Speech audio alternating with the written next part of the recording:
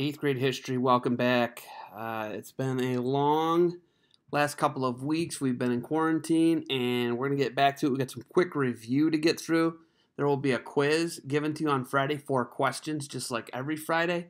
But these are the quick review. I'm going to run you through the PowerPoint and then you will be responsible for the information on Friday's quiz. Not going to do any vocab this week, but we will have some review questions. Quickly, our quick review that we're going to start with is Thomas Jefferson, your president from 1801 to 1809. Obviously, this is quick review. You have most of these notes already. So, Jefferson ran against John Adams and Thomas Jefferson. There was a third guy in there, Aaron Burr. Burr and Jefferson tie.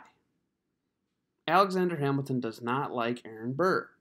Him and John Adams was the second president, come to the defense of Thomas Jefferson, and they get the Congress, the House of Representatives would break a tie, or if it's a tie, it can also be someone does not hit the benchmark for electoral college votes. Hamilton did not like Burr, so Hamilton persuaded the House of Representatives to vote for Jefferson. Jefferson won the election of 1800, became president in 1801. The people seem to like this as well. Once again, you have most of this stuff. What came out of this was, as John Adams was leaving office, he appointed a bunch of federal judges. Obviously, information traveled slowly then. We've already talked about this. And Marbury versus Madison is the Supreme Court decision. What it establishes as the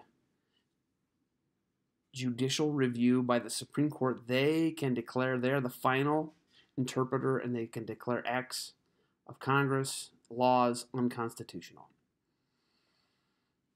Constitution is the supreme law of the land. All actions of government are subordinate and cannot be allowed to conflict with the supreme law, which is the Constitution. Judges are sworn to enforce the United States Constitution. All right. Jefferson really dislikes a lot of the Federalist programs. Most of the people who were arrested or jailed, imprisoned, deported, he pardoned most of them from the Alien and Sedition Acts, changed residency back to 14 years instead of from 14 years to 5, repealed taxes on the whiskey from the Whiskey Rebellion, reduced the size of the Navy. Jefferson hated entangling alliances. As you remember, George Washington's farewell address was against entangling alliances.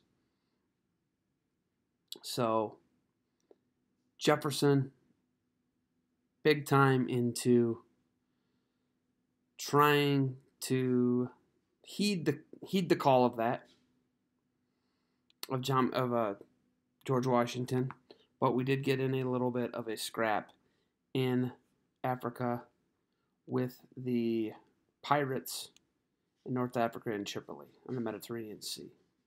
That is where the United States Marine Corps one of the Marine Corps hymn songs comes from the halls of Montezuma to the shores of Tripoli, and that's where the shores of Tripoli comes from. All right, moving on to the Louisiana Purchase. Once again, review. Talked about this real quick. This one's going to go real fast. So, Jefferson purchased the Louisiana Purchase from the French in 1803. Doubles the size of the United States of America. France and Spain were the ones that were occupying it. Now, looking at the map. This right here, as you can see, I'm using the arrow. This was the current United States in 1803, right? This is what it looked like, the red, basically. These were territories. We didn't have them in states yet. Actually, Ohio became a state in 1803. Also the same year we made the Louisiana Purchase. This doubles the size of America, okay? The expedition, we're going to actually buy it from Napoleon Bonaparte. He's the Emperor of France. They needed some money, okay? As you know, it doubles the size of the United States. What it looked like, artist rendering when we purchased it, the actual treaty to buy the Louisiana Purchase from France, okay? Who did we choose to explore this? Meriwether Lewis and William Clark. Once again, if I'm going too fast on the slides, just stop them. Just stop them. Just stop. It's a video. Stop it. Take your notes if you want to take notes, and you can have this as using it as a part of your resource, okay? Meriwether Lewis, William Clark, they were the two main guys, okay? Core discovery came to be known as the Lewis and Clark Expedition.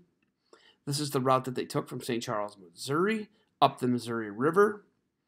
Okay, they reached the Rocky Mountains and Great Falls in Montana. They had to portage around, went through the Rocky Mountains, the Bitterroots, here in North Idaho, on the North Idaho border, Montana border. This is really rough terrain. It's the Rocky Mountains. This is actually the edge of it. Who guided them? We talked about this. She's on the cover of her book, Sacagawea. Sacagawea was a 16-year-old Native American that they were able to get in the Mandan village. She gave birth, and she had her child along with her the whole time. Along the way, Sacagawea is able to guide them through Blackfeet country, the Nez Perce, Shoshone. She was Shoshone, I want to say. I believe she was Shoshone. I can look that up. But Fort Clatsop is where they kept winter encampment, and then they turned around and came back. This is a 2-year undertaking, and only one person dies on the expedition. Okay? They're led by Sacagawea. This would be a depiction of them meeting up with other natives, with Native Americans in the Columbia River Gorge. Now, questions for Friday.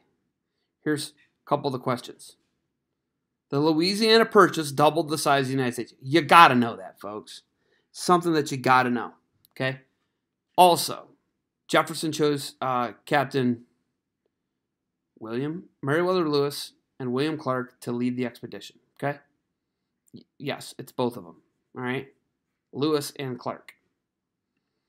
Core discovery came to be known as the Lewis and Clark Expedition. Here's a couple things where I'm going to just be kind of cherry picking these questions.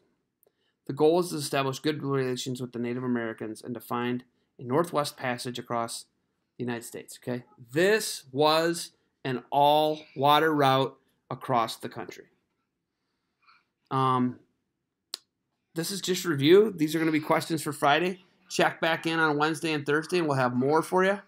And we will keep up with it, but we just want to get you back into it and get you some review today.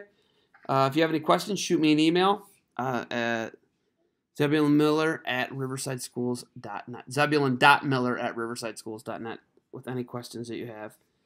Enjoy the time with your family, and shoot me any questions that you have in an email.